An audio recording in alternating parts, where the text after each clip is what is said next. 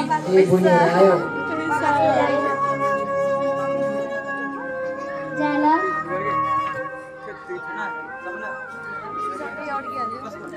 किन मण्डल दाइ खोइ त मालिक त अब उता आफ्नो जरुरी काम गरेर जानुभयो अहिले हतार छ त्यही भएर अहिले पछि आउनु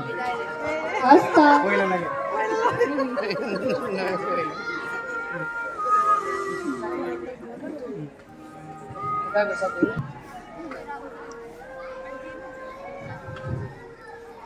मम्मी मम्मी कहाँ जानुभएछ मम्मी भोक लागिसक्यो कान्छा के भयो मम्मीलाई किन रोएको खोइ दिदी म स्कुलबाट आएर खोज्दैछु कतै पनि भेट्दैन त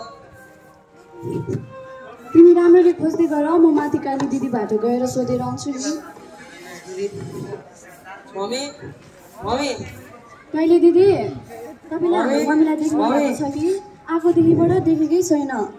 ए तिम्रो मम्मी त अघि त्यो मण्डलले दाइसँग अङ्गालो मार्दै यही बाटो हुँदै गइरहेको थियो मम्मी दाइले तिम्रो मम्मीलाई भगाएर लगेको पो हो कि तिमीहरू घरमा नहुँदा बेला बेलामा मण्डल दाइलाई देखिरहन्थ्यो खै कहाँ जानुभयो मम्मी कहाँ जानुभयो ए हस् मान्छे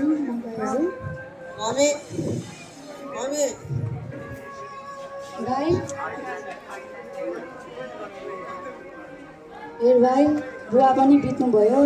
माथि काली दिदी कहाँ सोधेको आमा त मण्डल दाइसँग पहिला पो जानुभयो अरे अब समाजमा पनि सहयोग गरे जस्तो गरेर स्वार्थी सहयोग गर्दो रहेछ हामीले त झन् मण्डल दाइले कति माया गर्नुहुन्थ्यो अब हेर नरो